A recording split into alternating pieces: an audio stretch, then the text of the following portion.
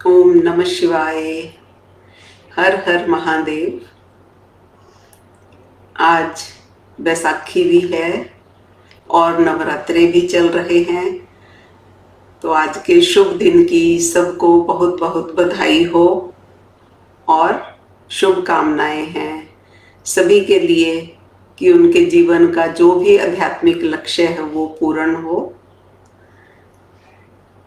तो अभी हम ज्ञान की जो चर्चा करते हैं, महादेव जी का जो ज्ञान है ज्ञान सूर्य आध्यात्मिक विद्यालय में, उसको हम शेयर कर रहे हैं, ऑनलाइन ही शेयर कर रहे हैं। अभी तक हमने जो सारा ज्ञान सुना, सृष्टि की नॉलेज का ज्ञान हमारे को हो चुका ना, तो कम से कम हमें अब ये पता है कि आगे क्या ज्ञान है। ये सभी को पता भी है जो ज्ञान में चलते हैं, ये नहीं कह सकते कि किसी को नहीं पता। सबको पता है कि एक मूल वतन है और एक परम धाम है, ये हमने क्लियर किया। ये ज्ञान सभी को है। नॉलेज जैसे के अकॉर्डिंग बीके में भी बताया जाता है, परम धाम है, वहां पर योग लगाते हैं। सेकंड और थर्ड पार्ट वाले भी परम धाम में, सूक्ष्म वतन में योग लगाते हैं। तो परम धाम माना क्या? ऊंचे ते ऊंचा धाम। परम धाम सबके लिए एक जैसा नहीं है। जिसकी जहां तक बुद्धि जाएगी उसका वहीं पर अंत हो जाएगा, उसके लिए वही परम धाम हो जाएगा। ज्ञान का अंत उसका वहां पर हो जाता है, उसको वही परम धाम लगेगा। किसी को ब्रह्मांडों के अकॉर्डिंग वहां पर लास्ट फील आई, लास्ट में नॉलेज के आधार पर जो फील आती है कि एक ब्रह्मांड है, हम इतने ब्रह्मांडों के मालिक हैं। तो एक ब्रह्मांड भी हमने देखा और जो लाखों करोड़ों ब्रह्मांड हैं, उसके एंड में जाकर फिर हमें परम धाम की फील आती है। तो इसमें सूक्ष्म बात ये होती है, अगर आपको कुछ भी एक्सटर्नल कोई कुछ भी होने की फील आती है, माना 5 एलिमेंट्स से रिलेटेड कुछ भी फील आती है और उस फील के आधार पर आपको बहुत ज्यादा खुशी होती है, मस्ती चढ़ती है ना, आनंद की फील आती है, तो ये डिपेंडेंट खुशी है। एलिमेंट्स पर डिपेंडेंट हो आप। यही फर्क है हद और बेहद में। यहां पर जब छोटी छोटी चीजें जैसे इस दुनिया में हमारे पास आती हैं, घर बन गया, गाड़ी आ गई, तो खुशी होती है ना। जैसे जैसे ये चीजें बढ़ती जाती हैं, हमारी खुशी भी बढ़ती जाती है। ये जितना बढ़ेगा उतनी हमारी खुशी आगे बढ़ती चली जाती है। तो इसको हम कितना भी बढ़ा लें, इस ग्लोब पर बहुत कुछ है जो हम एक्वायर कर सकते हैं, लेकिन हम सब कुछ के तो मालिक नहीं हो सकते। एक इंसान पूरे ग्लोब का मालिक नहीं हो सकता। कितने कंट्रीज हैं, कितना एरिया है जो हमने देखा, साकार वतन भी बहुत बड़ा है ना। जिसको जितने एरिया की फील आती है उतनी ही उसकी खुशी बढ़ती जाती है। इसी तरह अब स्पिरिचुअलिटी में, अध्यात्म में ये खुशी ऐसे बढ़ गई। बेहद में जैसे हमने अपनी खुशी को बढ़ा लिया, जैसे जैसे ज्ञान आगे बढ़ा, कितने कितने ब्रह्मांडों के मालिक हैं, यानी बाहर के मालिक हैं। ये ब्रह्मांड आप कितने भी इनको फिर सजा लो, सोने के, हीरे जवाहरातों के बना लो, कि एलिमेंट्स में तो बहुत शांति है, सुख है, परम शांति है, ऐसे फील आती है ना। तो उनके अकॉर्डिंग हमें फील आ जाती है जब हमें ज्ञान हो जाता है। ये कोई छोटी फील नहीं है, ये सुख की बहुत हायर फील्स हैं। सारे संसार में अगर कोई सुख की कोई कल्पना भी करता है ना, जैसे इस ज्ञान से पहले, महादेव जी के ज्ञान से पहले जो भी ज्ञान हमने सुने, वहां पर यही कल्पना की जाती है ना कि ऐसी कोई दुनिया हो जहां पर बहुत सुख हो, शांति हो, मस्ती हो, मजा हो, कुछ ना करना पड़े, हर वक्त ऐसी स्टेज रहे, कोई ऐसी जगह हो, कोई ऐसी दुनिया हो, जैसे हम कहते हैं ना जस्ट लाइक स्वर्ग, उसी की कामना करते हैं सभी, सतयुग की, स्वर्ग की कामना करते हैं कि हमें वहां भेज दो। इसलिए सतयुग की इच्छा होती है जहां कुछ ना करना पड़े। जो डिफरेंस रहेगा महादेव जी के ज्ञान में और बाकी ज्ञान में, आगे जैसे जैसे बढ़ते हैं तो फर्क तो होगा ज्ञान में और योग में और फीलिंग्स में भी।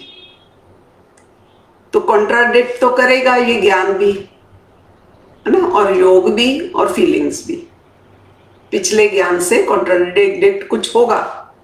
बाहर के आधार पर हम अपनी खुशी और आनंद को डिपेंड नहीं करते यहां पर, है ना। बाहर कहीं मुझे लेकर जाओगे तो मैं खुशी हो जाऊंगा, ऐसे नहीं करते हम। जैसे दुनिया में बोला गया है ना, भगवान किसी ने कहीं ढूंढा, किसी ने कहीं ढूंढा, बाहर ढूंढने की सबने कोशिश की ना, अलग अलग जगह पे गए, ढूंढने की कोशिश की, यात्राएं की, तपस्या की, योग ध्यान किया, फिर अंत में उसे समझ आया कि जिसे मैं ढूंढ रहा हूं वो बाहर नहीं है, अंदर ही है। बहुत समय गुजर जाने के बाद उसे समझ आया कि वो अंदर ही है। भगवान का अंदर होना माना जो लास्ट परमानंद है, जो सुख है, जिसके आगे फिर और कोई सुख नहीं है, वो अंदर ही है। फिजिकल शेप में भगवान अंदर नहीं होता। जैसे एक सिंबॉलिक भाषा में बोलते हैं, तुम मेरे नैनों में बसते हो, तुम मेरे दिल में बसते हो। नैनों में आपका प्यार, आपके क्या बसता है? आपका प्यार, आपकी रिस्पेक्ट, रिगार्ड, ये बसता है। फिजिकली नहीं बसते। परमात्मा हमारे अंदर फिजिकली नहीं होते। इसी तरह भगवान का अंदर होना मानते हैं, माना भगवान से मिलने का जो सुख है, उसके प्यार की जो फीलिंग्स हैं वो अंदर से आएंगी। उसका रास्ता अंदर से है। बाहर में जो सुख आपको है वो भी सुख है, उसको नकारा नहीं जा सकता। बेहद है, मैक्सिमम की तो लोगों की यही हद है, उन्हें यही चाहिए। सतयुग का सुख चाहिए, परम तत्वों का सुख चाहिए। उनको कुछ लेना देना नहीं है अपनी आंतरिक स्थिति से, बस उन्हें है हमें दे दो, हम सुखी हो जाएंगे। तो ये उल्टा भी है। कहते हैं ना, अंदर जाओ भीतर से मिलेगा, वहां से मिलेगा भगवान। मतलब जो भी रियल में है वो अंदर से मिलेगा। अब अंदर में क्या है? अंदर में खोजना क्या है? ये तो शरीर है ना। अंदर में मैं आत्मा हूं। एक्चुअल में तो आत्मा के भी अंदर है जो आपको ढूंढना है, जो आप बाहर ढूंढते फिरते हो, जो आप ब्रह्मांडों में ढूंढते हो या सतयुग में आने का इंतजार करते हैं या 1,00,000 ब्रह्मांडों के बाद ढूंढते हो, वो आप आत्मा के अंदर में है। जो सुख ब्रह्मांडों में है उससे कई गुना ज्यादा आपके अंदर में है। वो अंदर से ही निकलेगा। कैसे निकालना है, यही विधि सीखनी है। बाहर वाले सुख के लिए हम कुछ नहीं कहते यहां पर इस ज्ञान में। वो जिसकी इच्छा है वो उस सुख को भोग सकता है। लेकिन हम आपको वहां का सुख नहीं दिखाएंगे। चाहे बाहर वाला सुख भी है लेकिन हम उसकी बात नहीं करेंगे। वो भी एक सुख है, इसमें कोई दो राय नहीं है। एक चीज समझ लेना जो आज तक किसी को समझ नहीं आई, कहीं भी आत्मा चली जाए, आई तो आत्मा वहीं से ही है। अगर मूल वतन की है तो मूल वतन से आई है, सूक्ष्म वतन की है तो सूक्ष्म वतन से आई है, या परम धाम से आई है, या साकार वतन में ही है। अगर वहां से आई है तो वहीं लौट कर तो जाना है ना। आई भी तो इतना ऊपर से थी, जाना भी वही है। तो जाने का एक ही मार्ग है, आत्मा का वहां जाने का जो एक ही मार्ग है, और वो क्या है? आपके संस्कार, उसके अपने संस्कार जो यहां एक्वायर कर लिए। अगर वह कहीं भी साथ लेकर चली गई तो संस्कार आपको वापस खींच कर ले आएंगे। अगर इस दुनिया में भी सतयुग आ जाए तो क्या वो आत्मा इन संस्कारों के साथ सुखी रह पाएगी, खुश रह पाएगी? जो आत्मा के अंदर है संस्कार, बाहर नहीं है संस्कार, अंदर है आत्मा के। हर आत्मा के अंदर संस्कार हैं। अगर वो ना परिवर्तन करे, संस्कारों का परिवर्तन ना करे, लेकिन ज्ञान तो यही है कि बच्चे संस्कार परिवर्तन करना है, स्व का परिवर्तन करना है। जब ज्ञान है स्व परिवर्तन करना है तो हमें समझना है स्व में क्या है। स्व में मैं आत्मा ही हूं, उसमें क्या परिवर्तन करना है? क्या रूप का परिवर्तन करना है? सभी बोलते हैं ना कि आत्मिक स्थिति बनानी है, आत्मिक स्थिति, लेकिन कैसे बनानी है वो क्लियर नहीं है। रूप तो मेरा वैसा ही रहेगा, आत्मा का रूप तो हम चेंज नहीं कर सकते। आत्मा के अंदर जो है स्व, उसको चेंज करना है। हर ज्ञान में, हर जगह, हर पार्ट में कितना भी वो बड़ा बड़ा ज्ञान बाहर का दे दें, कुछ भी दिखा दें, आपके इतने जन्म है, आप कहाँ से आए हो, इतना बड़ा एरिया है, लेकिन एंड में यही आके बात रुकेगी, पहले स्व परिवर्तन करो। घुमा के फिरा करके कहीं भी ले जा करके आना तो यही है, क्योंकि द्वार तो यही है, रास्ता तो यही है। स्व परिवर्तन पर तो बात आएगी ही आएगी। बिना स्व परिवर्तन किए आप कहीं भी चले गए, ये तो है, खुशी तो मिलेगी, खुश ही रहोगे। जैसे फॉरेन कंट्री में जाएंगे तो वहां की सुख सुविधा है, खुश तो हो जाएंगे, लेकिन जब आप वहां गए आपके संस्कार तो साथ ही जाएंगे ना। सब कुछ आप छोड़कर यहां चले जाओगे, लेकिन संस्कार तो आपके साथ ही जाते हैं, तो वहां पर आपके संस्कार ही तो वर्क करेंगे। जो संस्कार आपके अंदर है ना, अगर आपका अक्वायर्ड सेल्फ अंदर रह गया तो वो फिर से आपको नीचे खींच कर ले आएगा, आपको खुश नहीं रहने देगा। वो आप कहीं भी चले जाओगे आपके संस्कार बाहर आ जाएंगे। वो आत्माएं पहले तो खुद नीचे आती हैं, जो जिन्होंने ऊपर से आई, जिनका निमित्त बनती हैं ज्ञान देने की, है ना। पहले वो खुद क्यों आई नीचे? ज्ञान देने के लिए, जिनको हम कहते हैं वो करनधार आत्माएं हैं। फिर वो क्या करती हैं? पहले खुद जब नीचे आ गई, वो अपने रिलेशंस को पहचान लेती हैं कि उन्होंने ज्ञान किसको देना है, किसको नहीं देना और किसको देना है। तब उनका ध्यान जाता है। जैसे कृष्णा जब आए, जब इस धरती पर आया, तो ऐसा क्या था जो उसे पहले नहीं पता था? यहां का सब कुछ पता था, जानता था, पहले से ही पता है, लेकिन जिनके बारे में उसको पता है उनको तो नहीं पता ना।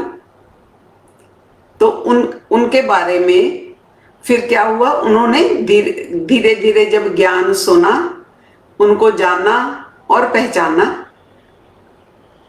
तो फिर उनके अंदर स्व परिवर्तन करवाया।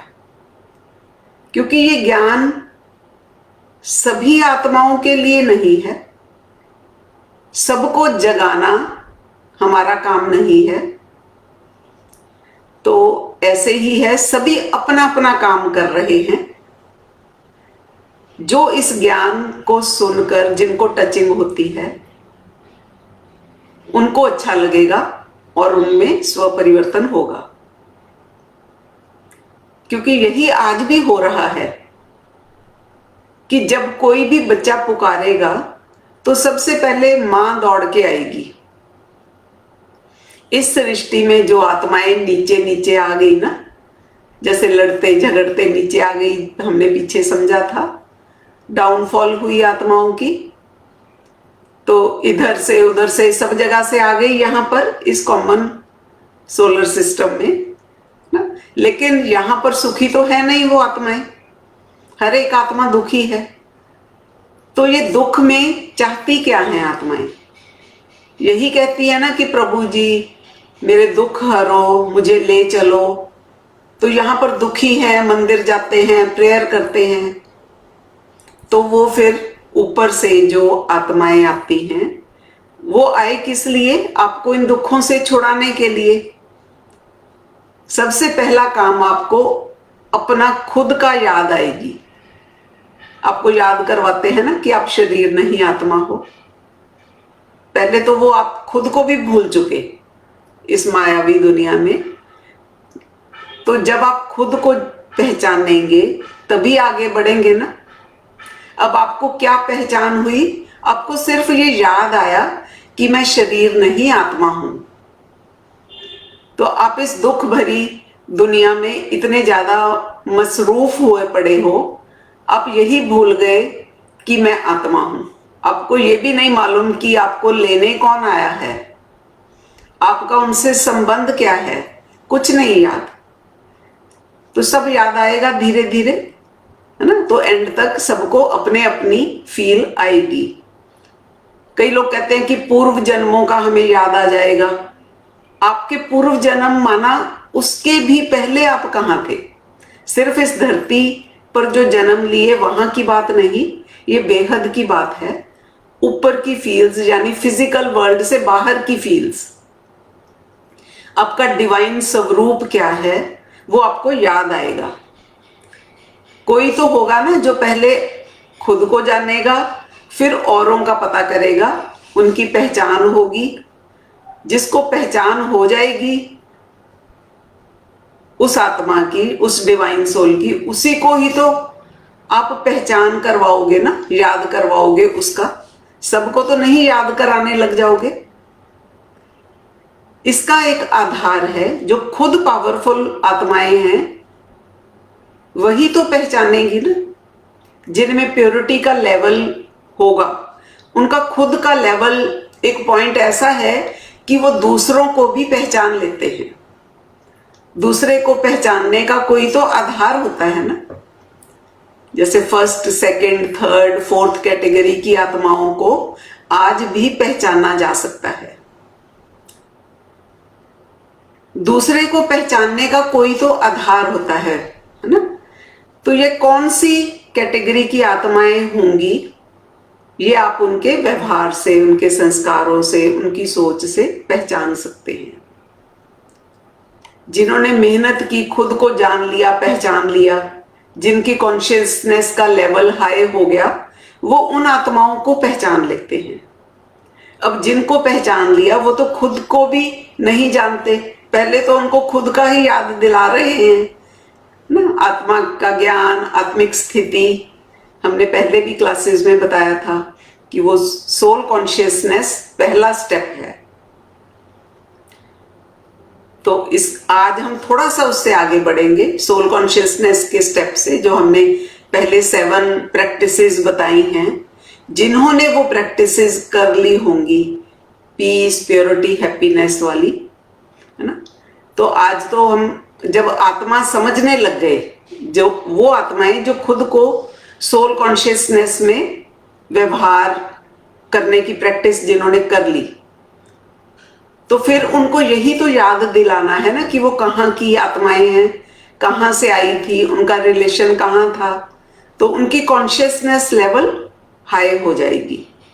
इस जीवन में रहते हुए हायर कॉन्शियसनेस के साथ, जिसे कहते हैं ना जीवन मुक्त अवस्था। हायर कॉन्शियसनेस का मतलब क्या? जीवन मुक्त अवस्था। एक होती है मुक्ति, मुक्त अवस्था, एक होती है जीवन मुक्त अवस्था। मुक्त अवस्था कहते हैं कि मुक्त हो गए, कि आप यहां से निकल ही गए, यहां से चले गए, कि इस दुनिया में अब आप नहीं रहते।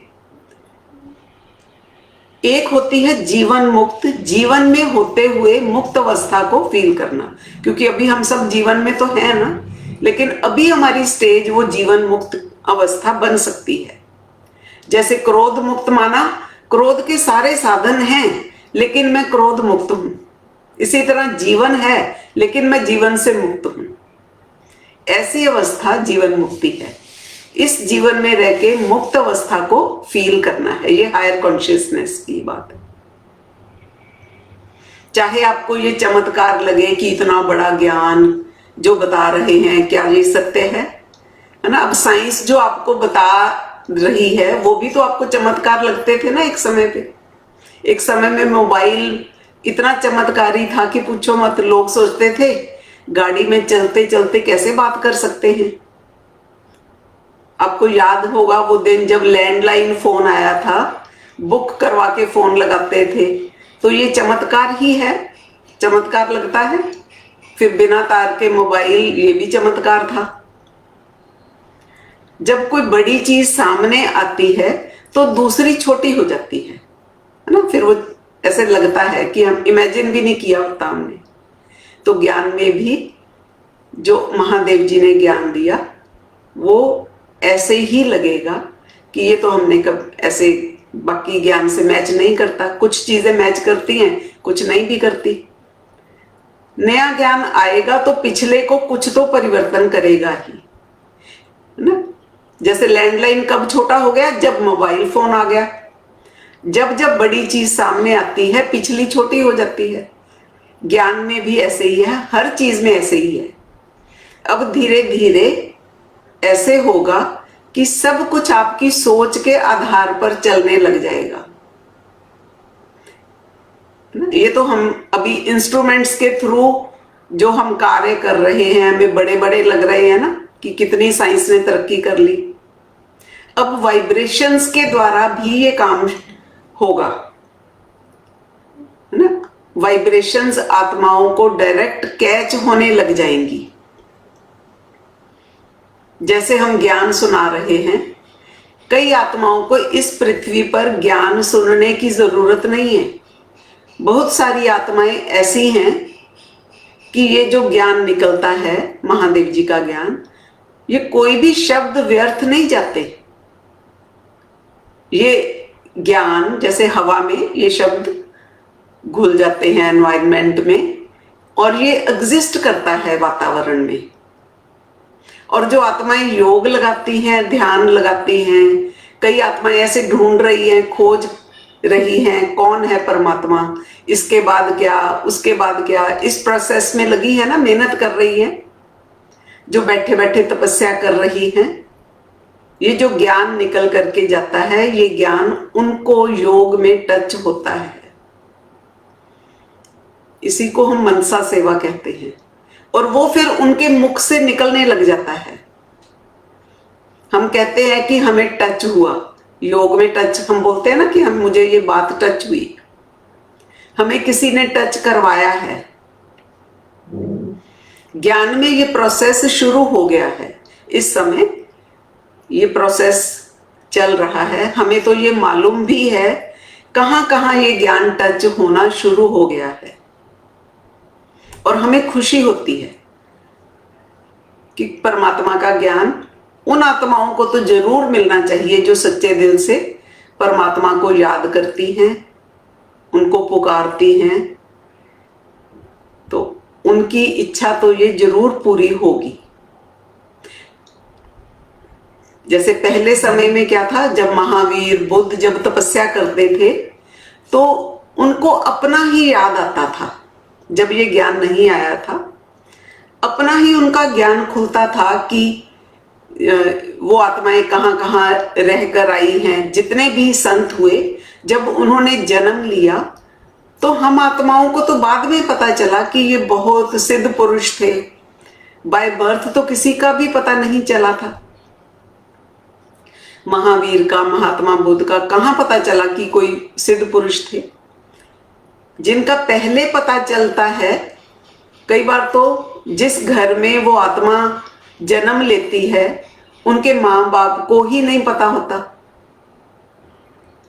किनको पता चलता है? सभी को नहीं पता चलता कि ये कोई खास आत्मा है ना। वैसे माँ बाप को ही नहीं पता चलता जिनके घर में जन्म लिया कि ये कोई खास आत्मा है। उसको एक आम आत्मा समझ करके ही पालते हैं। जो योगी पुरुष होते हैं वो जान लेते हैं कि ये आत्मा ने जो इस घर में जन्म लिया है महान आत्मा है। चाहे वह हाथ देखकर जान लेते हैं या मुख देखकर जान लेते हैं, पर वो आत्माएं जिन्होंने जन्म लिया वो खुद भूल जाती हैं कि वो कौन है। फिर उनको खुद को याद करवाने के लिए, खुद को ही याद करने के लिए कई साल लग जाते हैं। जैसे महात्मा बुद्ध को तकरीबन 18-20 साल लग गए थे। जंगलों में वो निकल गया। क्या करने गया था? वो खुद को जानने के लिए गया था कि मैं हूं कौन, ये पृथ्वी पर इतना दुख क्यों है, यहाँ पर सुखी और शांत कैसे रहा जा सकता है। इस रहस्य को जानने के लिए गया था ना। वो जिस रहस्य को जानने के लिए गया, उसने तपस्या की, जंगलों में गया। उस रहस्य को आप इतना इजीली आज के समय में जान रहे हैं ना, घर बैठे ही। जो ज्ञान आज आपको है कि आप आत्मा हैं, आप कहां से आए हैं, सूक्ष्म वतन में क्या था, ये सारा ज्ञान आपने जान लिया। तो उस समय तो इसका 50% वो ज्ञान भी नहीं था उन आत्माओं को। उसने तो स्वयं को जानना था कि मैं आत्मा हूं। लाइट का दर्शन कर लिया था। आत्म दर्शन करने के बाद, खुद को जानने के बाद ही वो एनलाइटन हो गया, वो बुद्ध हो गया, माना शुद्ध हो गया। वही सोल कॉन्शियसनेस है, माना प्योर हो गया। पीस, प्योरिटी, हैप्पीनेस उसकी जागृत हो गई। पीस, प्योरिटी, हैप्पीनेस तो खुद की शक्तियां हैं ना, आत्मा की शक्तियां हैं, और वो शांत हो गया। खुद को जानने के लिए भी मेहनत की उन्होंने। हर एक संत ने जब वो खुद को जान गए तो वह दूसरों को भी बता पाए।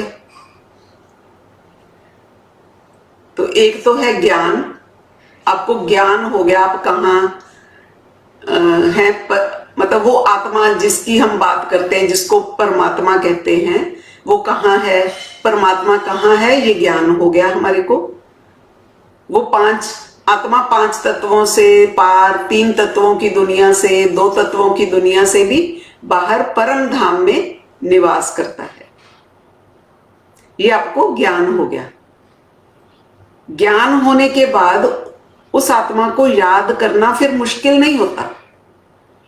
सोल कॉन्शियसनेस के बाद जो नेक्स्ट स्टेप आता है ना, डिवाइन कॉन्शियसनेस, उसके लिए आपको परमात्मा का ज्ञान होना जरूरी है। तभी आपकी डिवाइन कॉन्शियसनेस होगी। तो ये स्टेजेस हैं। जब उसका ज्ञान हो गया और उसको उसके गुणों का पता चल गया, ज्ञान होने के बाद परमात्मा को फिर याद करना मुश्किल नहीं रहता।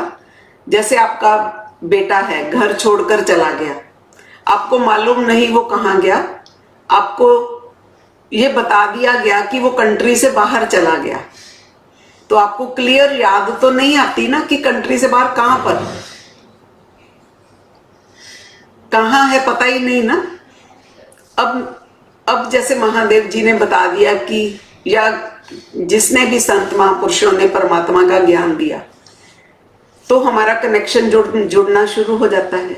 जैसे अगर कोई बता दे कि आपका बेटा कनाडा में है, कनाडा में भी वो एक प्रॉपर इस सिटी में है, तो आपकी याद वहां जाएगी ना, उसी सिटी में। और प्रॉपर एड्रेस भी बता दे कि ये उसका हाउस नंबर है, तो आपकी याद टिक जाएगी। आपके बेटे को अगर वो कहे मैंने, जैसे आपने देखा भी नहीं उसको, आपको सिर्फ नॉलेज मिली है, क्योंकि कई लोग कहते हैं किसने देखा है परमात्मा, कहाँ है परमात्मा, ये तो इन्होंने बता दिया ना। लेकिन अगर आपको ऐसे कोई बता दे कि आपका बेटा जो है वो वहां पर है, कंफर्म बता दे, और वो ये भी कह दे कि उसका ये एड्रेस है ना, तो आपकी याद प्रॉपर आएगी आपको उसकी। तो अगर मैं आपको ये इशारा करके भी बता दूं कि जो कनाडा है वो इस तरफ है, तो जब भी आप याद करोगे आप उस तरफ देखकर याद करोगे, ध्यान आपका उस साइड जाएगा। अगर ये आपको विश्वास है बताने वाले पर, अगर बताने वाला ये बता दे कि मैंने आपके बेटे को देखा है कनाडा में, मैं उसको मिलकर आया हूं, तो आपको यकीन आ जाएगा ना। अच्छा, आप उससे मिलकर आए हो तो आपकी याद और पक्की हो जाएगी। आपको कोई और कंट्री फिर याद नहीं आएगा, वही कंट्री याद आएगा जहां आपका बेटा है, क्योंकि आपका बेटा वहां रहता है। तो ये क्या हुआ, आपको किसी ने ज्ञान दे दिया कि आपका बेटा उस कंट्री में है, और उस कंट्री में भी पर्टिकुलर प्लेस बता दिया, तो आपकी याद वहां जुड़ जाएगी। आप हमेशा अपने बच्चे को फिर वहां याद करोगे, तो आपकी याद एक साइड लग जाएगी। तो ये क्या हुआ, नॉलेज के द्वारा। और ये देखना होता है कि नॉलेज कौन बता रहा है गॉड के बारे में। जो भी बता रहा है तो उसको भी जान लेना चाहिए कि बताने वाला कौन है। हम सब पे तो विश्वास नहीं कर सकते ना। उसने बता दिया कि परम धाम में है, कैसे बता दिया, वो एक पूरा सिस्टम आपको जैसे पिछली क्लासेस में बताया था, किसने बताया और क्या सिस्टम है उसको जानने का, ये ज्ञान सारा हमने बता दिया था। तो अब आपकी याद इजीली वहां चली जाएगी। जैसे कहते भी है ना कि मैं अपना परिचय स्वयं ही देता हूं, तो जो शिव है उसी का रूप जो महादेव है, वो जब परमात्मा का परिचय देगा वो एक्यूरेट देगा। परमात्मा का परिचय तो सभी देंगे, लेकिन 100% क्लियर परिचय वो स्वयं ही दे सकता है। जैसे मैं अपने बारे में मैं खुद ही बता सकती हूँ, मेरे को चाहे कितना भी मेरे घर वाले जानते हो, लेकिन वो एक्यूरेट तो नहीं होगी। तो हम उसको कैसे फिर पूछते हैं लोग कि फिर अच्छा हमें ज्ञान तो हो गया परमात्मा वहां पर है, लेकिन उसको याद कैसे करना है।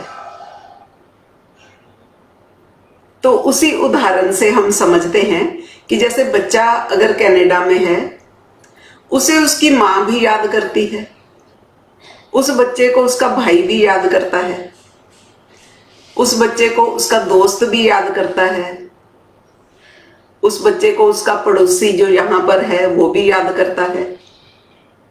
क्या सभी एक ही तरह से याद करते हैं? याद में फर्क तो है ना। जिसका जितना रिलेशन गहरा होगा उसको उतना ही क्लोज फील होगा। तो सबकी याद तो एक जैसी नहीं हो सकती। ये तो है दुनियावी रिलेशंस की बात। एक रिलेशन ऐसा भी है जो शायद, जैसे हम दुनियावी रिलेशंस में की ही बात अगर करें, कि उस मां से भी ज्यादा याद करता हो। एक रिलेशन ऐसा है कि मां की जितनी पक्की याद है, कहते हैं कि उससे ज्यादा तो बच्चे को कोई याद नहीं कर सकता। एक रिलेशन तो ऐसा है जो शायद मां से भी ज्यादा प्यार करता हो, याद करता हो। तो वो कौन सा रिलेशन होगा? वो रिलेशन वो होगा जिससे उस बच्चे को अटैचमेंट होगी। अगर उसका ट्रू लव हो गया होगा किसी के साथ, जो कि ब्लड रिलेशन में तो होता नहीं। कहते हैं ना प्यार हो गया, हो तो सकता है ना। ऐसा आप समझते हैं कि जिसको वो प्यार करता होगा और जो उसको प्यार करता होगा, क्या वो मां से ज्यादा क्लोज नहीं होगा? शायद उसकी मां भूल जाती होगी, लेकिन वो तो नहीं भूलता होगा। ये एक रिलेशन ऐसा है ना, दुनिया में स्मरण रहे, याद रहे आप सबको कि जो लवफुल रिलेशन है वो सबसे सर्वोत्तम है, उत्तम है। यही एक रिलेशन ऐसा है जिसमें आप अपना सब कुछ, जो जीवन भर आपका चेंज नहीं होता, आप बहुत मेहनत करके खुद को बदलने की कोशिश करते हो, आपकी आदतें, आपका स्वभाव, संस्कार, जीवन भर कोशिश करते हो बदलने की, लेकिन होता ही नहीं। अगर आप किसी के साथ इस रिलेशन में आ जाते हो, अगर दुनियावी रिलेशन की भी बात करें, जिसके साथ आपका प्योर लव का रिलेशन हो, क्योंकि लव वाला रिलेशन भी कई तरह का है। अगर लवफुल रिलेशन आपका किसी के साथ हो जाता है तो उसमें फिर पॉसिबल है। जिनका बिल्कुल दिल से होता है, जिसको हम ट्रू लव कहते हैं, उसका पता नहीं लोगों को। एक्चुअल में तो अट्रैक्शन को ही ट्रू लव कह देते हैं। अट्रैक्शन भी कई तरह की है। एक फिजिकल है, अट्रैक्शन का अलग नियम कायदा है, अटैचमेंट का अलग नियम कायदा है, लव का अलग नियम कायदा कानून है, और ट्रू लव का अलग नियम कायदा कानून है। अगर लव ट्रू लव हो जाए, हम मानकर चलते हैं, कह सकते हैं, जो कि रेयर है, इस दुनिया में रेयर होता है, उसमें ये पावर है कि बिना कुछ मेहनत किए, ना आपको कोई साकार साधना करनी, ना आपको कोई आकार साधना करनी, आपका जीवन एकदम से चेंज हो जाता है। आपका तो मन करेगा कि ये कहे तो सही, उसके मुख से जो शब्द निकला नहीं, और आपके अंदर वो बात चली जाएगी और आप चेंज आ जाएगी आप में। ये कहे या ना कहे, है ना, वो कहे भी ना, और आपको सिर्फ ये फील आ जाए, एहसास हो जाए कि ये ऐसा चाहता है, आप बिना कहे ही वो कर दोगे, चेंज हो जाओगे। वो जो ट्रू लव है, आत्मा का आत्मा से हो जाना, इस संसार में थोड़ा मुश्किल है।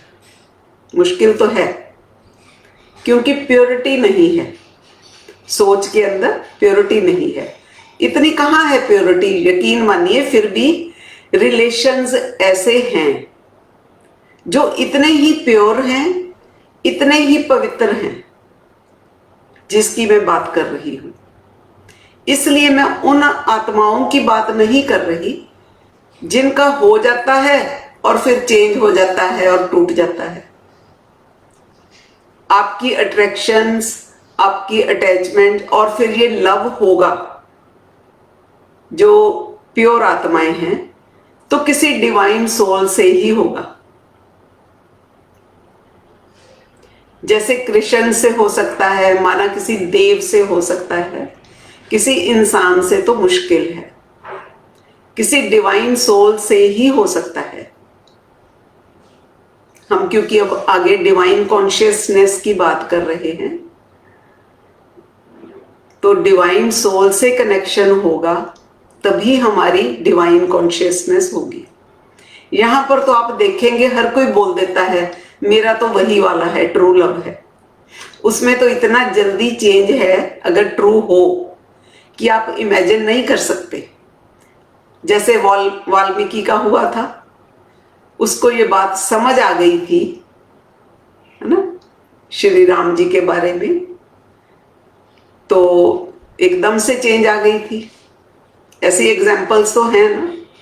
ये कोई जरूरी नहीं कि मेल फीमेल का ही ट्रू लव या लवफुल रिलेशन होता है।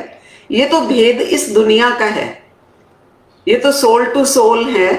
जितने भी ऋषि मुनि संत हुए, उनको क्या किसी फीमेल से हुआ? किसी से भी नहीं। उनका तो डायरेक्ट कृष्ण से हुआ, उसके कितने मुरीद हैं।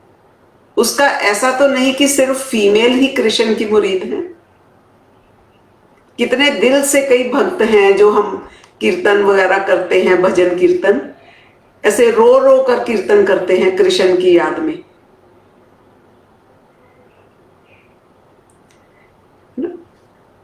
लेकिन जैसे आप अगर माँ हो तो उसको अपना बच्चा तो बहुत प्यारा लगता है ना, जब वो पुकारता होगा।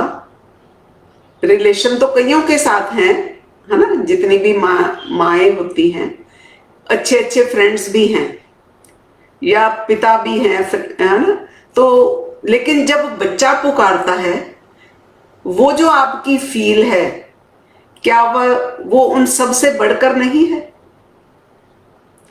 कोई भी आपको बुला ले, सबकी पुकार आप सुनते हो, लेकिन जब कभी आपका बच्चा पुकारे, वो भी रो कर पुकारे, तड़प कर पुकारे, आपका मन नहीं करेगा कि मैं अभी उड़कर चली जाऊं अपने बच्चे के पास? तो ये है पेरेंटल फील उन आत्माओं की जो डिवाइन सोल्स हैं। ये तो आपने सुनी होगी ना बात कि देवी देवता कभी किसी के वश में नहीं हुए आज तक, है ना। कृष्ण को भी कहते हैं कि वो भी बड़ा कॉम्प्लिकेटेड पर्सनैलिटी है, इतना मायावी है, लेकिन किसके वश में हुआ? जैसे भागवत भगवान, आपने सुना होगा ये बात तो, कि भगवान भगत के वशीभूत में है ना। भगत में क्या है ऐसा? ज्ञान तो है नहीं उसमें, भगत के अंदर बच्चे वाला भाव है। भगत माना बच्चा।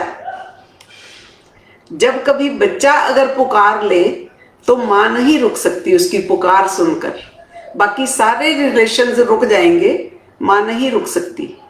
यही हाल भक्त और भगवान का है। जब भक्त पुकारता है ना, भगवान रुक ही नहीं सकता। इसी तरह से ये ट्रू लव में बात है, अगर वो हो जाता है ना, चाहे वह किसी को किसी से भी हो जाए, अगर कृष्ण से हो गया ना, कृष्ण से ऋषि मुनियों को, संतों को हुआ ना, ये कहने से नहीं होता, व्यवहार से पता चलता है। ऐसे बोलने से कि मेरा तो ट्रू है ना, आई लव यू 20 बार बोलो, 50 बार बोलो, है ना। लेकिन जिनका होता है, ऐसे बोलते हैं ना, कई बार बार बोलते हैं, भगत भी ऐसे लड़ता है, झगड़ता है भगवान के साथ, है ना, जैसे जैसे वो सामने ही खड़ा हो। तो जो सच्चे भगत होते हैं उनका ऐसे निकलता है अपने इष्ट के सामने, देव के सामने। ट्रू लव में ये जरूरी है कि जिससे आपका वो ट्रू लव है, वो खुद भी पवित्र होना चाहिए, ट्रू होना चाहिए, तभी वो पहचान पाएगा आपके भाव को। अब आजकल कहते हैं ना, कई लोग धोखा खा लेते हैं, हम वहां गए, हमने तो अपनी तरफ से ट्रू किया था, हमारा तो सच्चा था, लेकिन सामने वाले उसको पहचान नहीं पाते, आपकी प्योरिटी को, आपकी, है ना, उस प्यार को पहचान नहीं पाते। तो इसलिए लोगों ने देवी देवताओं से ही वो प्यार किया, क्यों नहीं कहीं और मन को खोला, क्यों सिर्फ कृष्ण के सामने मन खोल दिया? क्योंकि केवल वो देव हैं, हायर सोल्स, जो डिवाइन सोल्स हैं, वो ही आपके भाव को समझ सकती हैं, और कोई समझ ही नहीं सकता। क्यों सभी उन्हीं से प्यार करते हैं, और साथ में जैसे ये भी कह देते हैं कि उनके जो एक्शंस हैं ना, क्योंकि नेचुरली उनके एक्शंस जो हैं इस दुनिया के लोगों से मैच नहीं करते, तो हम उनको अपने साथ मिला देते हैं और वैसे ही एक्शन करने की कोशिश करते हैं। उन्हें लगता है कि ये कर रहा है, कृष्ण ऐसे कर रहा है, तो हम भी ऐसे करेंगे। तो संत महापुरुष उस चीज के लिए ऐसे अवेयर करते हैं कि कृष्ण के जो कैरेक्टर्स हैं, है ना, कुछ चीजें वो आप समझ नहीं सकते, क्योंकि वो उसको 16 कला संपूर्ण है, लेकिन आप तो बहुत कमजोर आत्मा हो, जितना प्यार उससे लोगों ने किया, जैसे कृष्ण से किया, श्री राम से तो इतना लोगों ने किया भी नहीं। श्री राम के इतने भक्त नहीं हैं जो उसके लिए तड़पते हों, रोते हों, है ना। तो मैंने सुना था एक बार एक भक्त वो बोल रहा था कि वो प्यार ही क्या जिसमें दीवानगी ना हो, और वो दीवानगी ही क्या जिसमें बदनामी ना हो, और वो बदनामी भी क्या जिसमें रुसवा सरे बाजार ना हो। तो जिन्होंने किया वो वाला प्यार, तो आप देखेंगे वो इस स्टेज से गुजरे हैं। अगर आप प्यार के नाम पर जैसे लैला मजनू, हीर रांझा की मिसाल देते हो, जब आपको लव की मिसाल देनी हो, यही सामने आते हैं ना इस दुनिया में। तो देखिए इनका है क्या, ये इन स्टेजेस को इन्होंने पार किया था, उनका था, बदनाम भी हुए। तो वही लव जिसमें कोई परवाह नहीं रहती, वही सच्चा प्यार होता है।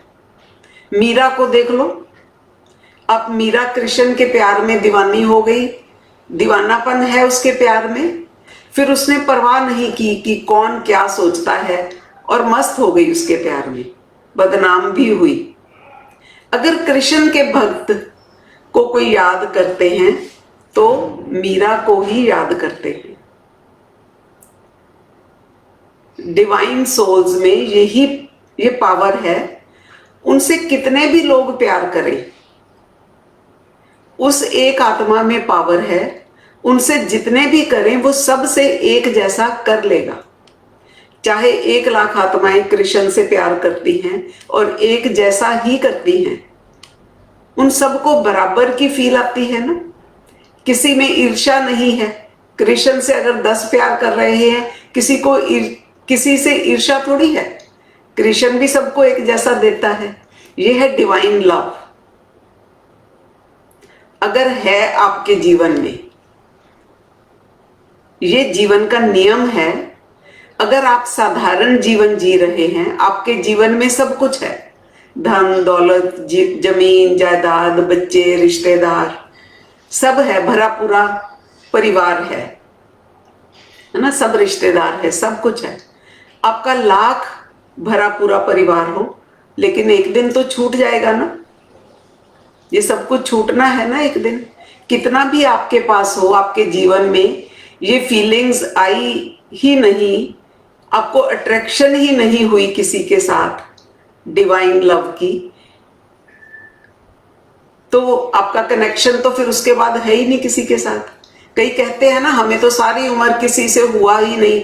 यहां पर भी लोग बोल देते हैं कि हमें तो कोई मिला ही नहीं, हमारा किसी के साथ मन नहीं जुड़ा। नहीं जुड़ा तो किसका नुकसान है? किसी का भी नहीं। लोग कहते हैं हमें कोई समझता नहीं, अपनी फील लेकर ऐसे घूमते रहते हैं। ऐसा है ही नहीं कोई जो मुझे समझ सके। अगर नहीं है कोई समझने वाला, तो इसमें किसका नुकसान है? खुद का ही अपने आप को इतना यूनिक बना दिया, खुद अपने आप को इतना कॉम्प्लिकेटेड बना लिया कि कोई मुझे समझ ही नहीं सकता। और ये ईगो है कि कोई कितना भी कोशिश कर ले, मुझे समझ नहीं सकता। ऐसा इंसान जिसको कोई समझ ही नहीं सकता, उसके प्रति कोई अट्रैक्ट होगा? जिसको समझ ही नहीं सकते, ना तो उसके प्रति कोई अट्रैक्ट होगा, ना वो किसी के प्रति अट्रैक्ट हो सकता है। आत्माओं के अंदर ये जो भाव है, ऐसा नहीं होना चाहिए। ये किसी पर फिदा होता ही नहीं, या उसमें ऐसा कुछ है ही नहीं। आजकल ये भी लोग बोलने लगे ना, हम नहीं किसी से अटैच होते, इसको हायर फील मानते हैं। लेकिन फिर उनकी स्टेज भी सोल कॉन्शियसनेस तक की ही रहती है, डिवाइन कॉन्शियसनेस नहीं होती। तो जैसे उस पर कोई फिदा हो जाए, तो इसका मतलब उसमें कुछ ऐसा है ही नहीं जो उस पर कोई फिदा हो। इसमें, है ना। तो जीवन में वो लोग क्या होता है, कंफ्यूज्ड रहते हैं। उनको हम कहते हैं वो कंफ्यूज्ड कैरेक्टर ही रहेंगे, और दुखी परेशान भी रहेंगे, इरिटेटेड रहेंगे, टेंशन में, फ्रस्ट्रेशन में वो लोग दिखाई देंगे, क्योंकि वो किसी पर विश्वास ही नहीं करते। तो अटैच तो कहाँ होंगे, लव तो फिर बहुत दूर की बात है। उसको तो यही लगता रहेगा कि मुझे कोई समझता ही नहीं, कोई मेरे काबिल ही नहीं। तो इस जीवन में अगर प्रेम, श्रद्धा, विश्वास की ऐसी वर्षा होती ही नहीं, तो कहते हैं ना, प्रभु जी मुझ पर वरदानों की वर्षा करो, ऐसे गीत भी हैं, है ना, प्यार, प्रभु के प्यार के कितने अच्छे अच्छे गीत हैं। तो ऐसे मन के द्वार हमारे खुलने चाहिए, मन के अंदर प्रेम का वास होना चाहिए, चाहे किसी के भी प्रति हो, किसी भी डिवाइन सोल के प्रति हो। पर अगर श्रद्धा का, प्रेम का भाव आपके मन में जागृत होता है, अगर जागृत होता है, तो इससे आपके ही जीवन में चेंज आएगी, आपका ही जीवन सुखमय होगा, किसी और को कोई फायदा नहीं होने वाला। अगर आप कृष्ण से प्यार करते हैं या किसी और देव से, शंकर से, विष्णु से, महादेव से, किसी से भी करते हैं, आपकी इस फील से उनको कुछ नहीं फायदा होने वाला। क्योंकि हमें यह भी लगता है ना कि हम जुड़ जाएंगे तो शायद उनको फायदा ना हो जाए। जिससे आप करते हो वो तो पहले से ही पावरफुल है। इसलिए कहते हैं भगवान का गुणगान करो। गुणगान करने से उसको थोड़े कोई फर्क पड़ेगा। उसका गुणगान करने से आप में ही चेंज आने वाली है। इतने लोग कर रहे हैं, अगर आप भी कर लोगे तो उसको कोई फर्क नहीं पड़ेगा, लेकिन आपको फायदा होगा। तो आप में वो वाले गुण आ जाएंगे। अगर आप उनके गुणों को जानेंगे, पहचानेंगे, वैसा बनेंगे, तो आप में वो चेंज आएगी, आप में परिवर्तन आएगा। इसलिए उसके गुणों का गुणगान करते हैं। किसी डिवाइन सोल के प्रति अट्रैक्ट होना, उसको लव करना, ये जो लव की फील, समर्पण भाव की फील, ये आपके जीवन में चेंज ला देगी। जो मन में किसी को बिठाते ही नहीं, किसी को जगह ही नहीं देते, हर एक पर शक करते हैं, वो सबके साथ रिलेशन तो मेंटेन कर सकते हैं, कुछ तो रिलेशन, लेकिन ऐसे हैं ना जिनमें लव की फील होना जरूरी है। अगर वो फील नहीं है तो वो रिलेशन हमेशा दुखदाई ही रहता है, वो कहीं सेटिस्फाई होते ही नहीं। मनुष्य के जीवन में दुख का कारण जितने जितने इनके जैसे लेवल्स बढ़े हैं ना, टेंशन के, डिप्रेशन के, आजकल आपने देखा होगा क्यों बढ़ रही है टेंशन, डिप्रेशन, उनका कारण एक ही है, उनके जीवन में किसी से ऐसा हुआ ही नहीं, वो परमात्मा से या किसी डिवाइन सोल से कनेक्ट होते ही नहीं, किसी पर भी अपना मन समर्पण नहीं करते, उनको किसी से लव की फील ही नहीं आती। जैसे कहते हैं ना, आज के इंसानों के दिल पत्थर हो गए हैं। तो मैं डिविनिटी की बात कर रही हूं, है ना, डिवाइन रिलेशन की बात है। डिवाइन माना किसी को भी पहचान करके आप जुड़ जाते हैं। इस वक्त तो हम गॉड के साथ कनेक्ट हो रहे हैं, क्योंकि हमें गॉड का भी ज्ञान हो गया। तो डिवाइन सोल और गॉड, है ना, दोनों के साथ कनेक्शन जिनका होता है, वो ही आत्माएं डिवाइन सोल्स बन पाती हैं। तो हम तो अभी महादेव जी के ज्ञान में सिर्फ गॉड की बात कर रहे हैं। गॉड ही तो है जिसमें 100% प्योरिटी है, ये हमने समझा। 100% जिसमें सद्गुण है वही संपूर्ण है। तो कई बार हमें लगता है कि जैसे हम तो कर रहे हैं, जैसे वन साइडेड लव भी होता है ना, कि उधर से तो कोई रिस्पॉन्स नहीं आता। तो क्या जो लोग भक्ति में कृष्ण से प्यार करते हैं वो वन साइडेड है या डबल साइडेड है? उन्हें कैसे पता कि वो जो सामने वाला सेकंड साइड है वो भी करता है या नहीं? तो हम कैसे जज करते हैं आम दुनिया में कि अगर मेरे में कोई चेंज नहीं आती तो शायद फिर वो नहीं करता मेरे साथ, वो सच्चा नहीं है। हम डाउट करते हैं ना, कुछ पॉजिटिव नहीं होता जीवन में, नेगेटिव होता है, तो हमें फिर वो देव भी कुछ खराब ही लगता है कि नहीं ये तो गलत है। परमात्मा पे भी शक करते हैं कि वो तो कुछ नहीं करता। पहली बात तो जिसने कृष्ण से प्रेम किया या जिस भी देव से प्रेम किया या परमात्मा से प्रेम किया, जिनके जीवन में तो अच्छा अच्छा हो रहा है उनको तो विश्वास हो गया, जिनके जीवन में अच्छा नहीं हुआ तो उनको शायद फेथ नहीं हो पाता, फेथ नहीं होता। जिनके जीवन में चेंज आती है उनको विश्वास हो जाता है। तो आप ध्यान से देखें, चाहे अट्रैक्शन कहो, चाहे अटैचमेंट कहो, चाहे श्रद्धा कहो, चाहे लव भी कह लो, इन्हीं में से कुछ हुआ होगा ना। लव ना भी हो, अट्रैक्शन अटैचमेंट कुछ तो हुआ होगा ना किसी देव के प्रति। तो आपने देखा है, देखना ये है कि उसका आधार क्या है जुड़ने का, क्यों आप उसके साथ जुड़े, वो भी तो आपको समझना है ना। तो अच्छे से समझ लें, कोई भी कहीं पर जुड़ता है उसके जुड़ने का कुछ तो आधार होता है, रीजन होता है ना, हम क्यों जाते हैं कहीं पर या जुड़ते हैं। जैसे यहां तक कि अगर दुनिया में भी रिलेशन जोड़ते हैं, है ना, शादी के टाइम पे हस्बैंड वाइफ भी बनते हैं, वो जो एक दूसरे को पसंद करते हैं उनको जुड़ने का भी एक आधार होता है ना। कईयों का आधार फिजिकल होता है कि सामने वाले के पास धन दौलत कार सब कुछ है, तो उनके लिए इतना ही बहुत है, कहते हैं बस ये सब कुछ है तो इसके साथ हम रिलेशन बना लेते हैं। अट्रैक्ट होने के लिए उनके लिए वो बहुत है। जैसे लड़की के लिए लड़का देखते हैं पेरेंट्स, तो यही देखते हैं ना, उसकी पोस्ट पोजीशन देखने में सुंदर हो, उसके पास घर हो, अच्छा करियर हो, बस इतना काफी है। तो आधार क्या है आपकी अट्रैक्शन का और अटैचमेंट का? जिसके पास सब कुछ है और उससे लव भी हो सकता है, लव भी हो सकता है, कोई बड़ी बात नहीं। आधार क्या है उस अटैचमेंट का? वो जो लव है ये ज्यादा देर चलने वाला नहीं है। चाहे लाख किसी के पास पैसा हो, कोठी कार हो, कितना भी सुंदर हो, रिलेशन जुड़ने के बाद क्या सामने आने वाला है? उसके अंदर के गुण और अवगुण ही तो सामने आने वाले हैं ना। तब क्या होगा? लव खत्म हो जाएगा।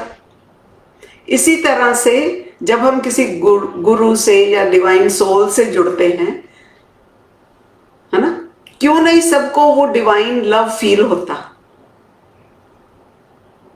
इतनी डिवाइन सोल है, अगर वो उसे कोई एक बार तो प्यार से याद करे, वो भागकर आ जाता है। लेकिन वही चीज है जो किसी को फील होती ही नहीं। आपका उससे जुड़ने का आधार क्या है? आप खुद का, आपकी जो इच्छा क्या है? स्वार्थ ही आधार है ज्यादातर सबका। क्यों किसी से जुड़ते हैं? स्वार्थ के कारण। कृष्ण से क्यों जुड़े? कि जीवन में सुख ही सुख मिल जाए, है ना। मंदिर में गुरुद्वारे में यही तो प्रेयर करते हैं ना। सुख मिला तो मेरा लव है, सुख नहीं मिला तो तेरा मेरा खत्म। ये क्या आधार हुआ? इसीलिए जो फिजिकल से जुड़ा है वो एक दिन तो खत्म होना ही है। आपने जो जिस गुरु से किया या देव से किया, आपने उसको फिजिकल दायरे में कर किया।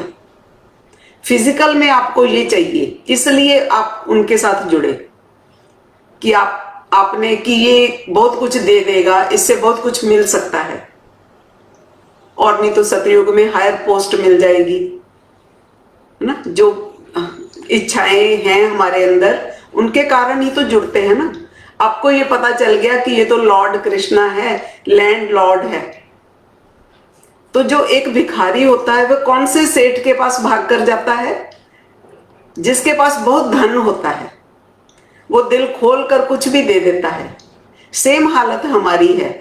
चाहे तो आप रूटीन लाइफ में किसी ऑर्डिनरी पर्सन से जुड़े, अमीर समझकर सुंदर समझकर जुड़े, या कोई पोस्ट पोजीशन के कारण से जुड़ गए, तो आज की डेट में 99% कारण यही है, किसी का किसी के प्रति अट्रैक्ट होने का, अटैचमेंट का, लव का आधार यही है। गुणों के आधार पर अट्रैक्शन, अटैचमेंट और वो लव, वो दूसरी चीज है। और स्पिरिचुअलिटी में हम कहेंगे कि जो हायर ज्ञान मिल जाता है कि इसके बाद क्या, इसके बाद क्या, इसके बाद क्या, वो अमीर गुरु ही होते हैं जो ऐसा ज्ञान देते हैं, तो हम उधर अट्रैक्ट होते हैं। हम गुणों के आधार पर नहीं अटैच होते। आपको किसी से इस तरह से होता है कि ना तो उसके पास जमीन, ना जायदाद, ना उसके पास रुपया, ना वो फिजिकल में इतना ब्यूटीफुल, सब चीज निकाल दी आपने, तो क्यों आपका गुरु के प्रति इतना प्रेम होता है? होता है ना कईयों के गुरु के प्रति, बाबा जी के प्रति इतना समर्पण भाव होता है ना? बाबा जी के पास ना जमीन जायदाद, ना धन दौलत, ना फिजिकल ब्यूटी, फिर भी इतना क्यों? जिनका ऐसे होता है वो गुणों के आधार पर होता है। जो अट्रैक्शंस, अटैचमेंट गुणों के आधार पर होगी, आपको इस आधार पर होगी कि ये इंसान बहुत ईमानदार है। अब ऑनेस्टी तो उसकी कभी खत्म नहीं होने वाली। जमीन चली जाए, जायदाद चली जाए, वो तो नहीं खत्म होने वाली, तो वो ऑनेस्टी आपको बांध कर रखेगी ना। जैसे क्यों कुछ गुरुओं का हम देखते हैं कि ज्ञान से लोग अट्रैक्ट हो गए, लेकिन जब उनका व्यवहार किसी टाइम पर जाकर सामने आया तो उनको पता चला कि ये सच्चा गुरु नहीं है। लेकिन ज्यादा लोग तो उन्हीं के साथ अट्रैक्ट होकर जुड़ते हैं ना, वो तो बाद में, गुण तो बाद में नजर आते हैं। इसलिए जो देवताओं से होती है वो गुणों के आधार पर होती है। जिसने कृष्ण को जान करके, पहचान करके किया, उनको पता क्या है कि दुख दे या सुख दे, बस तुम तो मेरे हो गए। उनका ऐसा नहीं होता कि दुख आ गया तो फिर तो ये मेरा जो गुरु है ये पावरफुल नहीं है, मेरे को ये नहीं, मेरी इच्छा पूरी हुई तो मतलब ये सच्चा गुरु नहीं है। ऐसा भी तो है ना कई लोगों का कि चाहे दुख दे चाहे सुख दे, वो दुख सुख के दायरे से बाहर आके प्यार करते हैं, फिर चाहे कुछ भी हो जाए। उसको ट्रू लव कहते हैं, जो कि रेयर है। आम रूटीन में भी है, अगर किसी से हो जाता है, अगर वो उस पर जरा सा भी शक कर लेना तो एकदम से जैसे सुना देते हैं ना कि बस इतना ही है, यही है, तूने मुझे ये बात क्या कैसे दी, है ना, तूने मेरे बारे में ऐसे सोच कैसे लिया। तो अगर आपको गुरु पर या उस देव पर डाउट ही आ गया तो वो लव थोड़ी है, वो तो स्वार्थ है। जब मीरा ने कृष्ण से किया था, क्या ये सोचकर किया था कि महल दे देगा, जमीन जायदाद दे देगा, दौलत दे देगा, सुख दे देगा? ऐसा तो नहीं किया था। हो सकता है ये बात आपको समझ ही ना आए, ये इतना हायर लेवल का लव है, क्योंकि ये ऐसी बात है जो समझना मुश्किल है। क्योंकि ट्रू लव जो है उसमें केवल और केवल पास होने की इच्छा तो बहुत दूर की बात है। अगर वो पास हो फिर तो इतना सुख, इतना आनंद फील करते ही हैं कि उसकी तो बात ही नहीं की जा सकती। केवल उसकी याद भी आ जाए तो उसकी याद भी सुखदाई होती है। मैं तो उसकी बात कर रही हूं, इतना हायर लेवल का ट्रू लव होना, तभी डिवाइन कॉन्शियसनेस पॉसिबल है। जिन्होंने गॉड को जान लिया, पहचान लिया, उससे लव हो गया, अगर ट्रू लव हो गया, तो ट्रू लव का पहला नियम बता रहे हैं कि जो आप किसी पर भी फिट करके देख लो, कृष्ण के किसी भी भक्त पर फिट करके देखो, थर्मामीटर लगाकर देख लेना किसका सच्चा है किसका नहीं। अगर तो लव में ऐसी फील है कि मैं इसको क्या दे दूं, इसके लिए मैं क्या करूं, इस जिससे कि ये खुश हो जाए, ये खुश हो जाए मेरे से, इसको खुशी मिल जाए, मैं इसको क्या दे दूं, मतलब देने का भाव। मैं ऐसा क्या कर दूं कि मेरा ये इष्ट मुझसे प्रसन्न हो जाए। मैं तो, जैसे हमने अगर ये सोच लिया कि मैं तो करती हूं ना उसको, उसका छोड़ो, आप तो उसका चेक करने लग जाते हो। कृष्ण के लव को आप क्या चेक करोगे? इतनी डिवाइन सोल का आप लव चेक करोगे? उस पर डाउट कर रहे हो आप? अपना खुद का चेक करो पहले। अपना सिर्फ ऐसे चेक कर सकते हैं, पहले तो उस पर शक ही होना ही नहीं चाहिए कि उसका है या नहीं, कि वो मुझे करता है कि नहीं, फिर तो आप छोड़ ही दो। अगर ये शक हो रहा है कि वो पता नहीं मुझे प्यार करता है कि नहीं, फिर तो छोड़ना ही बेहतर है। पहले तो उसका तो है ही 100%, जो डिवाइन सोल है वो तो दाता है, तो मैंने खुद का चेक करना है कि मेरा है कि नहीं। तो इसलिए जो डिवाइन सोल्स हैं, पहले तो ये विश्वास होना चाहिए कि उनका तो 100% है। ये विश्वास जिस दिन आपको आ गया ना, आपको ऐसा फील कभी कभी हुआ भी होगा, जब ऐसा हो जाता है तब आपका शुरू होता है, तब आपका शुरू होगा। जब आपका शुरू होगा तब फिर आपने अपना चेक करना है ना। किसी डिवाइन सोल पर शक नहीं होना चाहिए। अगर शक है फिर तो छोड़ दो, फिर बात नहीं बनने वाली। ये साफ बताया है महादेव जी ने। तभी बोलते हैं ना, संशय बुद्धि विनश्यन्ति। तो अगर कहीं भी संशय है तो फिर नहीं करना चाहिए। कृष्ण तो है ही, वो तो संपूर्ण है। मुझे तो अपना देखना है ना, मेरे मन में ऐसा आता है कि नहीं। जैसे हनुमान जी की भी एग्जाम्पल बताते हैं ना। एक बार माता सीता सिंदूर लगा रही थी, है ना, मांग में। तो हनुमान जी ने देख लिया, पूछा क्या कर रहे हो माता, है ना। तो माता ही बोलते थे, चाहे वो बड़ा था लेकिन रिस्पेक्ट से, चाहे वो छोटी भी थी लेकिन उसको माता बोलते थे। तो ये उसने बोला कि ये क्या कर रहे हो। तो उन्होंने बताया कि ये मैं जब सिंदूर लगा के राम जी के सामने जाती हूँ तो उनको खुशी होती है। तो प्रभु श्री राम जब मुझे इस रूप में देखते हैं तो उनको खुशी होती है। हनुमान जी ने हिसाब लगाया कि उसे पता क्या चला कि वो कैसे खुश होंगे। उसे ये पता चल गया ना कि अच्छा वो ऐसे खुश होते हैं कि मेरा जिसे मैं प्यार करता हूं वो डिवाइन सोल, वो देव कैसे खुश होगा मेरे से। ये है भक्ति, ट्रू लव। बस ये पता लग जाए कि जिससे मैं करता हूं वो खुश कैसे होता है। उसने सारा सिंदूर अपने पर डाल लिया और बिल्कुल शर्म नहीं की। सोचा अभी श्री राम के पास जाऊंगा, मेरे को देखकर मेरे प्रभु खुश हो जाएंगे। तो श्री राम दरबार में बैठे थे, सारी सभा लगी हुई थी, इस रूप में वो वहां चले गए। हनुमान जी ऐसे पूरा लाल लाल होकर गए। सभी देख रहे थे कि ये क्या हुआ, लेकिन हनुमान जी देख रहे थे कि राम जी खुश हैं या नहीं मेरे से, वो मेरे को खुश होकर देख रहे हैं या नहीं।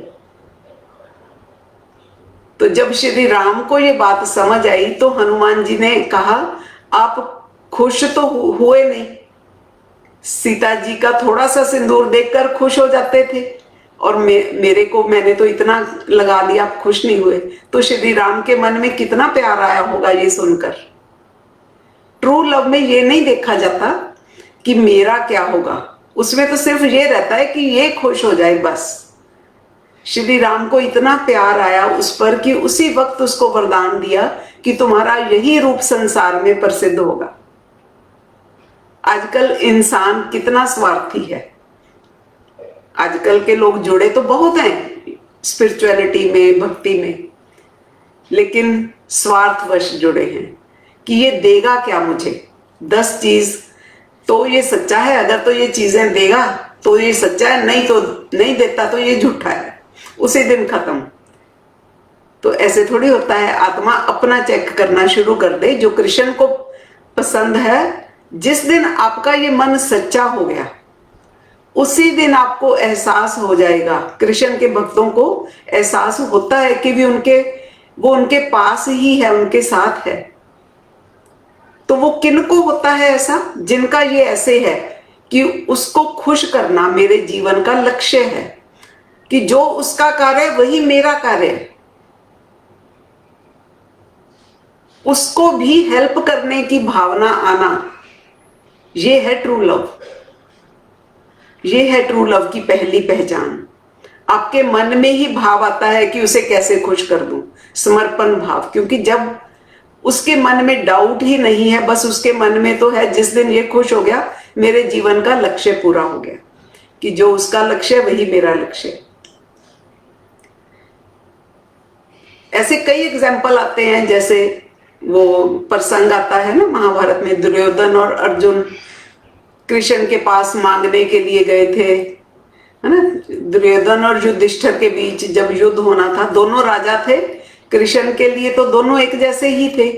युद्ध से पहले कृष्ण जी से मिलने गए, दोनों को उसने कहा जो मांगना है मांग लो। तो दुर्योधन ने 18 क्षौणी सेना मांगी, है ना। उसने मांग ली कि इतनी बड़ी सेना, जो कि इतनी पराक्रमी जिसको कहते हैं ना सेना थी, तो फिर अब मुझे कोई हरा नहीं सकता, इस संसार में मुझे कोई हरा नहीं सकता। तो दुर्योधन कहता क्योंकि मैं छोटा हूं, इसलिए उसने चालाकी की ना कि पहले मैं मांगूंगा। जब अर्जुन की बारी आई तो उसने कहा मैं तो आपको ही आपसे मांगता हूं, अगर आप साथ हैं तो दुनिया में कौन है जो मुझे हरा सकता है।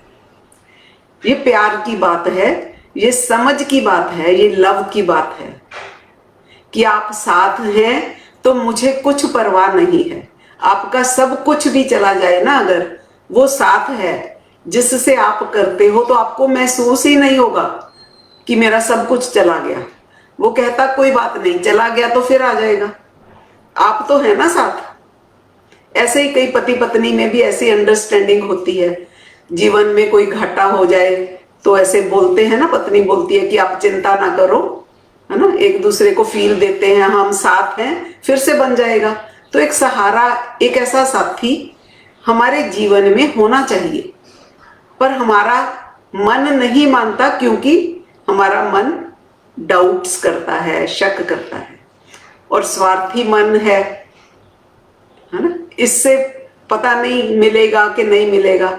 राम का अगर भक्त है ना, अगर कितना भी भक्ति करता हो, बस उसे ये पता चलना चाहिए कि कोई मुस्लिम फकीर आया है हमारे शहर में, वो ताबीज देता है और इससे मेरी सारी प्रॉब्लम्स ठीक हो जाएंगी, तो वो उसी दिन उसकी भक्ति खत्म हो जाएगी राम की। तो ऐसे अपना चेक करना है, जिससे हम जुड़े हैं उसके प्रति हम कहते हैं हमारा लगाव है उसके प्रति, लेकिन हम करते क्या हैं उसके लिए। आप आत्माओं का सब कुछ छूट जाएगा, शरीर चला जाएगा, धन दौलत सब कुछ छूट जाएगा ना, लेकिन आप आत्माओं को उनके इन चीजों के मोह के कारण अपने रियल रिलेशन की पहचान नहीं हो रही है। वो रिलेशन जो आपने बनाए थे धीरे धीरे, वो शायद आपको याद आ जाएंगे, धीरे धीरे आपको उनकी पहचान हो जाएगी। जैसे आप गॉड को पहचानने लगेंगे ना धीरे धीरे, तो पहले दिन तो कोई भी बच्चा अपने माँ बाप को नहीं पहचानता, उसको बताना पड़ता है ना कि ये आपके माँ बाप है। धीरे धीरे पहचान होती है, धीरे धीरे आपको पहचान आने लगती है कि ये मेरी माँ है, जिससे आपके रिलेशन है वो आत्माएं तो पहले से ही प्योर हैं। डिवाइन रिलेशंस की बात है ये, वो आपको पहचान लेंगी। लेकिन आपको पहचानने के लिए, हम लोगों को पहचानने के लिए हमें अपनी वैसी स्टेज बनानी पड़ेगी। पहले सोल कॉन्शियसनेस, फिर डिवाइन कॉन्शियसनेस। जिससे आपका डिवाइन रिलेशनशिप है उसको तो आपकी पहचान होगी, है ना। उन्होंने तो वो वर्क कर लिया, लेकिन आपका पहचानना भी तो जरूरी है ना, है ना। आपको पहचान क्यों नहीं आती? क्योंकि अपने अपने अक्वायर्ड सेल्फ के कारण, संस्कारों के कारण। इसीलिए पहला स्टेप हम बोलते हैं कि अपने सोल कॉन्शियसनेस में आना है ना, बॉडी कॉन्शियसनेस को हटाना है। आपका अक्वायर्ड सेल्फ इतना भारी है कि वो उस लेवल पर जाता ही नहीं कि आप उसको पहचान सको, क्योंकि प्योर नहीं है ना। खाली ज्ञान फीलिंग्स क्रिएट नहीं करता। डिवाइन कॉन्शियसनेस के लिए तो फीलिंग्स क्रिएट होनी चाहिए, इसीलिए आज हमने लव की बात की। और फीलिंग्स कहाँ क्रिएट हुई थी? हम सब ने देखा था, मूल वतन में क्रिएट हुई थी। हमने जान भी लिया, मान भी लिया। इसका मतलब है आपने जान लिया और मान लिया, ज्ञान तो आपने जान लिया कि अब आप कह सकते हैं कि हमें सब कुछ पता है। मैंने जान लिया कि मैं लोगों को बता सकता हूँ, ये हायर ज्ञान है, और सारा ज्ञान भी आप सुना देते हो। हायर फील भी आती है आपको कि मैं तो वहां की आत्मा हूं, सब कुछ पता है मुझे, है ना। 2 मिनट में सबको फील करवा देते हो कि मुझे ज्ञान ज्यादा है। ज्ञान भी किस लिए यूज कर रहे हैं हम लोग? कि मुझे तो सब कुछ पता है, जो कि ईगो को क्रिएट कर देता है। जिनको फील आई ना ऐसी इस ज्ञान में भी कि हमें सारा ज्ञान तो समझ आ गया, तो वो फिर क्या करते हैं, सोचते हैं कि हमारा ये भी तो स्वार्थ हो गया ना, वो सुनकर फिर चले जाते हैं। ये बात क्यों नहीं उनके मन में आती कि जो मैंने जान लिया, जिसको मैंने पहचान लिया, उसके लिए कुछ करने की चाहत, कि वो खुश कैसे होगा, है ना। तो इससे ही पता चलता है कि मूल वतन का ज्ञान तो हो गया, लेकिन फीलिंग्स तो क्रिएट हुई नहीं, कि मूल में ही जिन आत्माओं के वो फीलिंग्स नहीं है, तो वो डिवाइन कॉन्शियस कैसे हो सकते हैं। पहले तो श्रद्धा, अटैचमेंट, लव हुआ या नहीं हुआ, उससे जानने का मतलब क्या, जान लिया, पहचान लिया, लेकिन श्रद्धा का मतलब क्या, जिसे जान लिया उससे अटैचमेंट तो हुई नहीं, लव तो हुआ नहीं, फीलिंग्स क्रिएट हुई नहीं, क्योंकि पावर तो फीलिंग्स में ही है ना। ज्ञान तो खत्म हो जाता है। अगर अट्रैक्शन, अटैचमेंट, लव होगा तो फिर क्या भाव होगा, कुछ करने का भाव होगा, कुछ देने का भाव होगा। ट्रू लव की पहली पहचान कि फिर उससे कुछ भी लेने का विचार नहीं होगा। हमें लगता है कि ऐसे तो फिर पॉसिबल ही नहीं, चाहे वो ज्ञान लेने की भी इच्छा है, वो भी खत्म हो जाती है एक लेवल पर आकर, कि फिर तो हम जब उससे कनेक्ट ही हो गए, है ना, एक स्टेज के बाद जब डिवाइन कॉन्शियस हो गए, उससे कनेक्ट ही हो गए, तो ज्ञान तो फिर पीछे पीछे आएगा। जिसने ये समझ लिया ना, फीलिंग्स का जो भाव को समझ लिया। इच्छा तो जैसे कोई ना कोई होती है ज्ञान लेने की भी, तो फिर समझ लो कि ऐसा दुनिया में कोई है ही नहीं। मूल वतन की आत्मा इस दुनिया में बहुत रेयर किस्मत से ही मिलेगी आपको। उसकी पहचान ये है डिवाइन लव की, उससे फिर कुछ भी लेने का विचार नहीं होता ना। फिर हमें लगता है कि लव किस लिए करना है, हमें लगता है ये विचार आएगा तो देख लो ये आपकी हद है, कि लव भी करना है तो फिर क्यों करना है, ये हमारी हद है सोचने की। जब कुछ मिलता ही नहीं तो फिर लव क्यों करना है। ये जो थॉट्स है ना, ये भाव आपकी सोच से बाहर हैं। अगर आपको ये थॉट आ गया, जिसको ऐसा ऐसे वाला हो गया कि इसको क्या पसंद है, उसमें आपको फिर मिलने वाला क्या है, तो ये बता देते हैं, क्योंकि ये अपना पर्सनल एक्सपीरियंस भी होता है कि आप किसी से, कई बार ऐसे होता है ना, आप किसी से मांगते हो, और एक है आप खुशी से किसी को देते हो। कई बार हम रिश्तेदारी में जाते हैं, नानी दादी जबरदस्ती आपको पैसे देती है ना, कि ये पकड़ो, पर हम कहते नहीं चाहिए नहीं चाहिए, लेकिन प्यार से वो जबरदस्ती भी देते थे। इसमें ऐसे ही होता है कि जब आप कहते हो ना मुझे कुछ नहीं चाहिए, तो वो फिर जबरदस्ती आपको देता है, आपको वो मिलता है जिसे आप कहते हैं कि फिर वो शब्दों में बयान नहीं किया जा सकता, जिसको अति इंद्रिय सुख कहते हैं। वो ब्लिस की स्टेज है।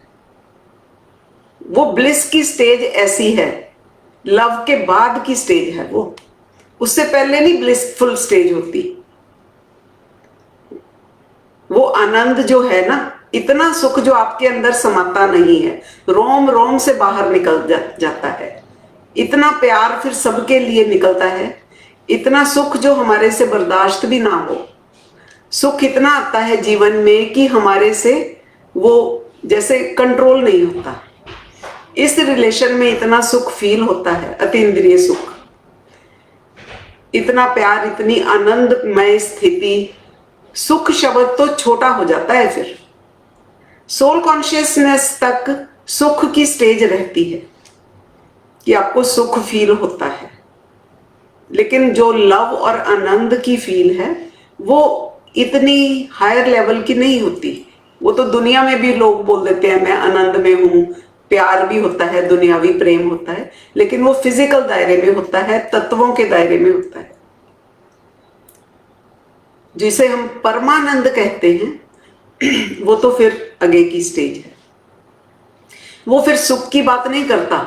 सुख जब हद से गुजर जाता है, ब्लिस की स्टेज में आ जाता है, इतना प्यार, इतना सुख जो दुनिया में किसी रिलेशन में नहीं होता, इतनी खुशी।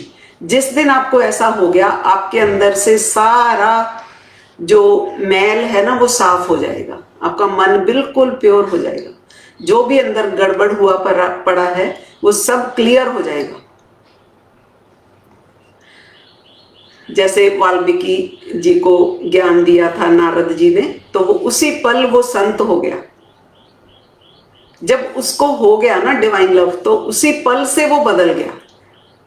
तो हमने यही सोचना है अपने मन में कि मेरा परमात्मा से अनदेखा अनजाना सा नाता है, मेरे जीवन का सुंदर सुखमय नाता है जो अनंत काल तक चलने वाला है। हमेशा से ये नाता था, है और रहेगा। बस अब मुझे इसकी पहचान मिली है, जिसे हम कहते हैं जन्म जन्म का साथ है हमारा तुम्हारा। ऐसा कोई नाता नहीं है जिसमें जन्म जन्म का साथ होता है। जन्म जन्म का साथ तो केवल आत्मा और परमात्मा का है, जो हमेशा से था, है और रहेगा। बस मुझे इस नाते की पहचान इस जन्म में मिली है। कहते हैं ना कि मनुष्य जन्म किस लिए है? माना जब आत्मा परमात्मा को पहचान लेती है, जिस शरीर में, शरीर तो मुझ आत्मा ने कितने ही लिए और छोड़ दिए, जन्म जन्म में आत्मा इस संसार में भटकती रही। ये जो मनुष्य जन्म है, ये शरीर, ये मनुष्य चोला जिसमें आत्मा परमात्मा को जान लेती है, पहचान लेती है, मान लेती है, जब इस रिश्ते नाते को पहचान लेती है, वही जन्म, वही मनुष्य जन्म हीरे तुल्य है। बाकी सारे मनुष्य जन्म कौड़ी तुल्य हैं। अपने आप को ऐसे फील दिया करें कि मैं कितनी भाग्यशाली हूं, जो मुझे इस जन्म में परमात्मा का ज्ञान मिला, पहचान मिली, है ना, उससे मेरे रिश्ते की, नाते की पहचान मिली। हमेशा इस रिश्ते को प्रायोरिटी पर रखना है। ये वो रिश्ता है जहां पर कुछ भी आप अपने मन का हाल खोल सकते हो, कोई भी बात कर सकते हो। यकीन मानिए, जैसे जैसे आपका ये रिश्ता मजबूत होता जाएगा, बिना कहे आपकी बात सुनी जाती है, बिना कहे आपकी आवाज पहुंच जाती है। आम दुनिया में भी हम देखते हैं, जिसके साथ हमारा रिश्ता मजबूत हो जाता है, बिना कहे वो तुम्हारी बात समझ लेते हैं। जहां रिश्ता सच्चा होता है, प्यार होता है, निस्वार्थ निश्चल भाव से हमारा रिश्ता बनता है। इसमें जरूरी नहीं कि वो ब्लड रिलेशन ही होगा, हमारी फैमिली में ही होगा। कई बार किसी भी ब्लड रिलेशन में मन बैठता ही नहीं, मन टिकता ही नहीं, मन जुड़ता ही नहीं। लाख कोशिश करें, भाई बहन जो एक ही माँ बाप के बच्चे हैं, उनसे प्रेम का, विश्वास का रिश्ता नहीं बनता। ये प्रेम, ये विश्वास उसी से बनता है जो मुझ आत्मा को परमात्मा से मिला दे। इसलिए परमात्मा के साथ जुड़ा कीजिए, उसे महसूस कीजिए। ये जीवन जितना भी बचा है उसे परमात्म कार्य में लगा दें। मन को एकाग्र करें। एकाग्र मतलब मन पर मन एकाग्र करके एक को जीवन में धारण करें। तो इसी के साथ यहाँ पर हम समाप्त करते हैं आज की चर्चा। ओम नमः शिवाय। हर हर महादेव।